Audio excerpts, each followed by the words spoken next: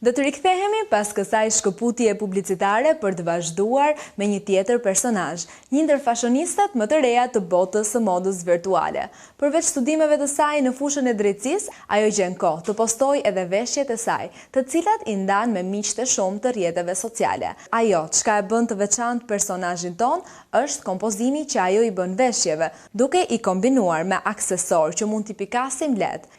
Shija e hollë për veshjet trendi dhe ato më klasike me një buxhet të pranueshëm e kanë bërë atë të ndiqet nga një numër i madh admiruesish. Se si nisti kjo eksperiencë për të dhe se nga frymëzohet për të bërë kombinimet e veshjeve, çfarë këshillash do të ndaj me publikun, ndjekim intervistën në vazhdim me Angelina Kotorin. Të kesh një blog sot është bërë trend, por jo të gjithë kanë sukses në nismën e tyre. Angelina është njëra nga ato vajza që blogun e saj e ka bërë shumë të klikuar në internet, duke dhënë këshilla mbi veshjet dhe aksesorët që kombinohen në harmoni për një event apo në jetën e përditshme. Ajo vazhdon studimet për drejtësi, por duket se prioritet është pasioni i saj për modën. Çdo ditë do ta shohim me një veshje ndryshe, por e kuruar dhe me stil të veçantë, të cilin e kërkon në detaje. Jam këtu me Angelina Kotorin.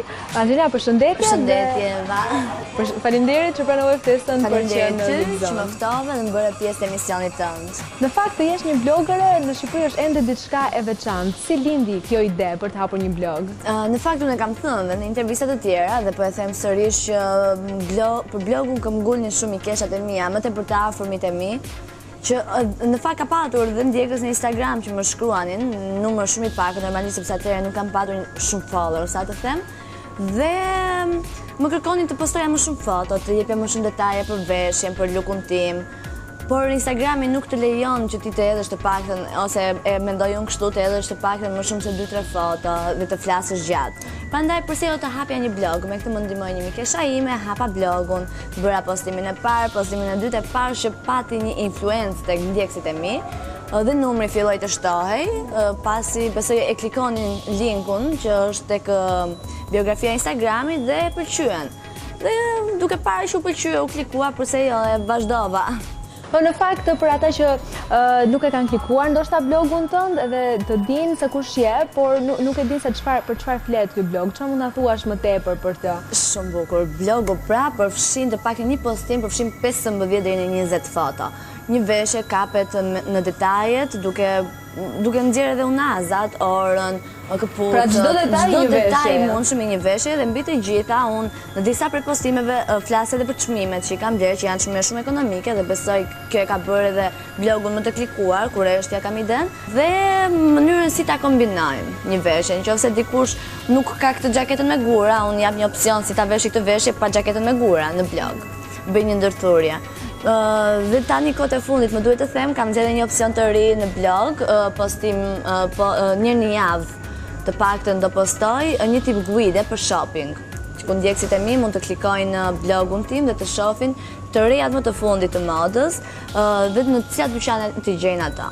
Sa e rëndësishme është të kesh një blog, duke pasur parasysh në Shqipëri nuk janë shumë popullor, nuk janë shumë të njohur, si e pritën nga fansat e Instagramit që më pas kaluan edhe ndjekës të blogut? E pritën shumë mirë në fakt, edhe që thash, dhe kjo gjë më bëri që unë të vazhdoj të postoja, pasi unë në fillim thash ok, po e provoj, të postoj një herë dy herë, nëse nuk klikoj dhe nuk shoh interes, do e lë me aq, sepse normalisht interesi njerëzve më fal shumë kënaqësi. Duke qenë se mora klikime, më fal goxha kënaqësi, vazhdova dhe postova.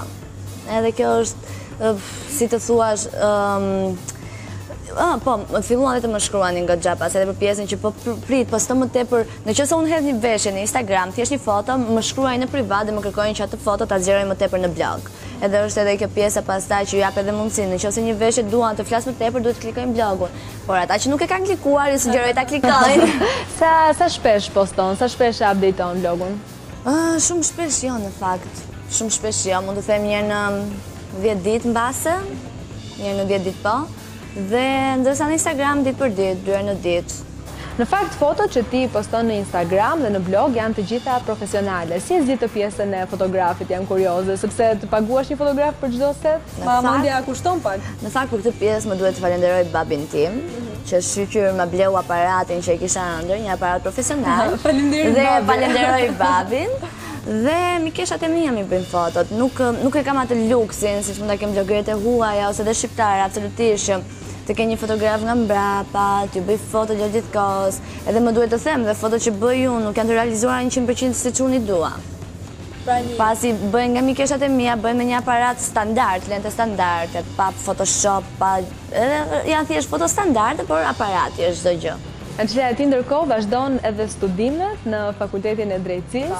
Si gjen kohën për të marrë edhe me blogun, edhe me studimet?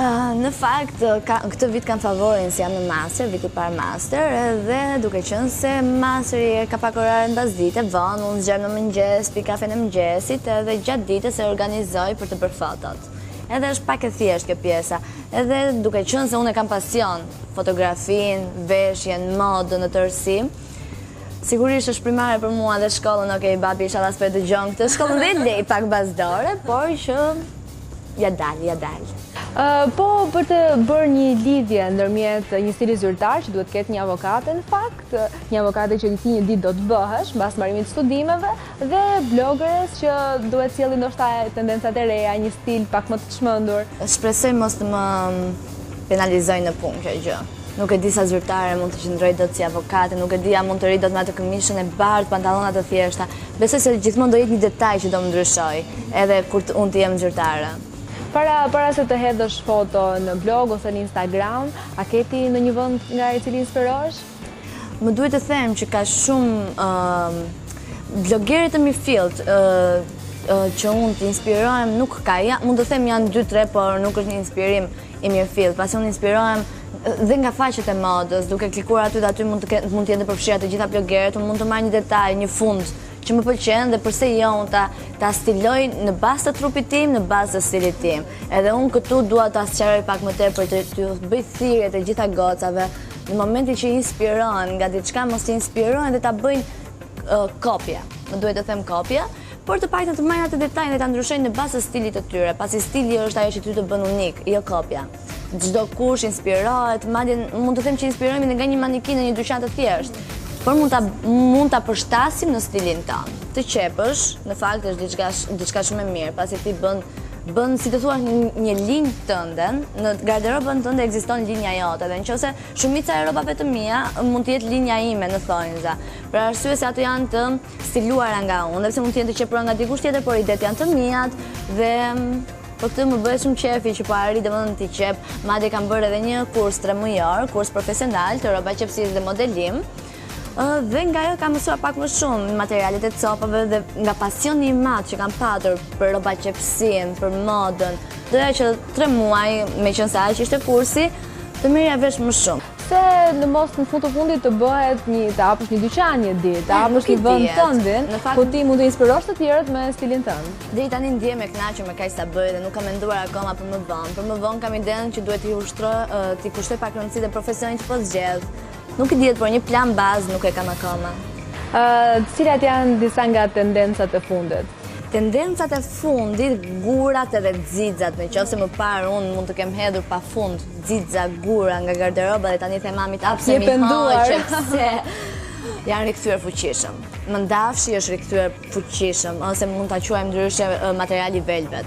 Është rikthyer fuqishëm dhe të stiluara si pjesa ku më pëlqen më shumë, që janë pijama. Të dalësh në rrugë duke pirë kafen e mëngjesit ose të dalësh me një gotë verë e veshur me pijama për mua është perl, edhe pse në Shqipëri nuk vjet re shumë në rrugët e Tiranës më saktë, por që kemi gurat, kemi teminat, kemi ngjyrat e forta, jo vetëm ngjyrat e tokës, do guxojmë pak edhe me ngjyrën e verdh, portokalli. Domethënë, ky sezon na lejon të veshim të gjitha ngjyrat. Si mendon ti se vishën të rinj shqiptar në ditët e sotme? Rrjetet sociale në fakt na kanë ndihmuar goxha. Edhe na kanë kthyer pak me këmbë në tokë për sa i përket veshjes dhe kam parë një përmirësim kohët e fundit. Shoh dhe që ka disa që nuk ndryshojnë, por të gjithë do njësoj, por ka përmirësim në fakt. A ka diçka që ty vërtet acaron kur e shef dikujt veshur pra në brezin tënd? Se di mbas ato takat që i veshin që në mëngjes akoma nuk ka ikur kjo. shoh tek shkolla e motrës vogël, shkollë mesme që shkojnë me tualet, po futem te make-upi tani në fakt. Po me make-up të veshura, okay, unë po them që gurat janë në modë, po mos i vishni në shkollë, mos i vishni në mëngjes. Falenderoj që ishe në Vipzon. Faleminderit.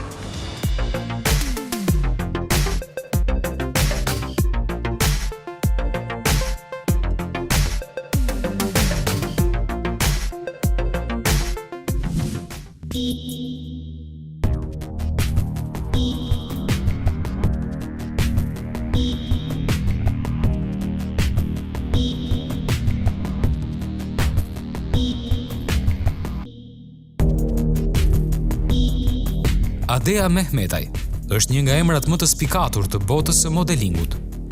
Ajo është mjaft këmbgulse në projektet e saj dhe aspiron të jetë një ndër emrat që vërtet inspirojnë një karrierë të lakmueshme në fushën e modës. Ish konkurrentja e Miss Albania 2016 ka sjellë disa projekte ku ajo cilësohet si një natyrë ëndërrimtare dhe me linja fizike perfekte.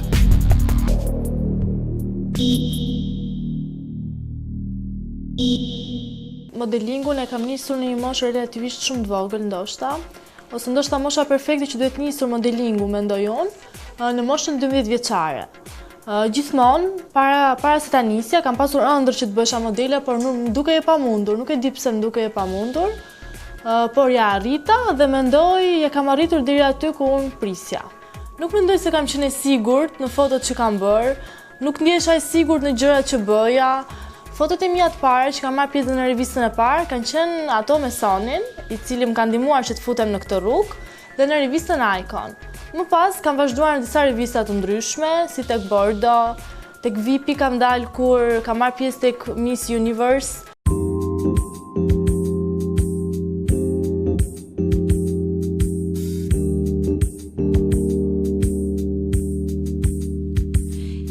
Make you see how much I love you. Fillim fare ka qenë Adriana Lima, pasi e pëlqeja shumë, më duke shumë perfekte dhe e mendoja edhe veten time diku të arrija diku si ajo. Do të thënë një nga inspirimet e mia më të mëdha ka qenë ajo. Vajzat e quajnë veten e tyre modele, thjesht ndoshta ka edhe shumë vajze që i quajnë tilla vetëm kur bëjnë 2 foto ose 3 foto profesionale, por që thjesht modele nuk është aq e thjeshtë, mendoj unë. Modeli duhur për mua, për brenda vendit tonë, mund të them që dikur më ka pas pëlqyer shumë Angela Martini. Nuk e di pse, por më ka pas pëlqyer shumë, që e vogël, edhe ndoshta më ka ngelur pak që atëherë prap, nuk e di pse më ka ndodhur kjo. Përderisa jam futur në botën e modelingut, edhe fama mendoj se është diçka shumë e rëndësishme. Chris Brown, set it up.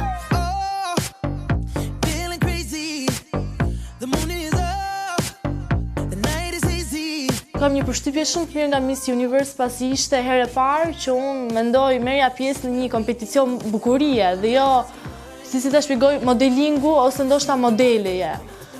Ishte një eksperiencë shumë e bukur. Eksperienca ime e parë dhe e vetme, domethënë, ka qenë e Miss Universe, e cila më ka lënë një përshtypje shumë të mirë. Fotot më të sikletshme ose ato më të vështira ndoshta mund të them, kanë qenë ato foto të cilat unë do t'i bëja ndoshta topless, por që, siç thash, e kam pasur me emocione edhe këtë pjesë, por më pas vazhdova mos ta kisha problem këtë pjesë pasi modelet këtë lloj pune kanë, e cila në Shqipëri ndoshta paragjykohet, por në vende të tjera kjo është një ide që nuk paragjykohet, mendoj. Të pozosh nudo nuk është gjë e keqe, nuk mendoj që mund të quhet diçka e keqe. Thjesht është një imazh i konsumuar i cili unë do konsumojm komplet. Nëse do jetë diçka shumë e rëndësishme për mua, atëherë do pozoj.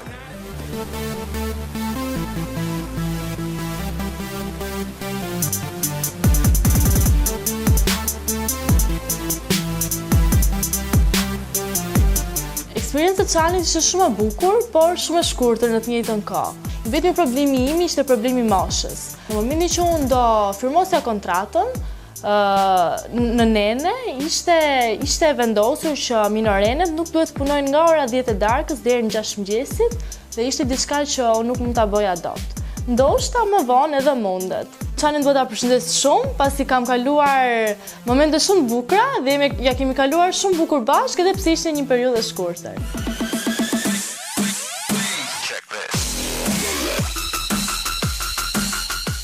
studimet e mia për shkollën e lartë mendoj të cilat unë mendoj se edhe mund t'i arrija në ato të financës. Dhe dua të them që vajzat e bukura nuk është të thënë që nuk mund mbarojnë për financë. Nuk jam një vajzë materialiste, pra si çdo vajzë tjetër dhe mua më pëlqejnë vendet të bukura, ato luksozet, ku shumë femra duan të shkojnë, por që shkoj deri aty ku unë mundem. Nuk mund të them që me bukurinë time unë mund të arrij dhe shumë gjëra tjera, por që gjithsesi unë aq sa mundem, me aq mendoj se jam e kënaqur. Vera e shkuar, pra e kaluar, ka qenë një nga verat e mia më të bujshme, pasi edhe vetë eksperienca që kalova tek Miss Universi, më ndihmoi që të kisha eksperienca të tjera të reja, ku një ndër prej tyre ishte ajo e revistës Bordo, ku gjithashtu pozova për bikini në vende me pishinë dhe gjithashtu për edhe disa video, të cilat kanë ngelur shumë e kënaqur. Projekte të ardhshme kam disa, por që akoma nuk kam dhënë diçka konkrete mendoj. Jam duke i menduar dhe duke i parë akoma mirë, por që mendoj se shumë shpejt ndoshta do dalë një set fotosh, por që nuk do t'i zbuloj gjitha, por lë dhe surpriza. Gjithë të rrëfim dua të nënvizoj dhe të them për gjitha vajzat të cilat duan të bëhen modele dhe të arrijnë diku, që për të arritur atje ku ato duan dhe kanë ndruar gjithmonë, duhet të ketë mjaft punë, dinjitet dhe korrektësi. Faleminderit VIP Zone dhe faleminderit që më zgjodhët mua që t'isha modele e kësaj jave. Mirupafshim.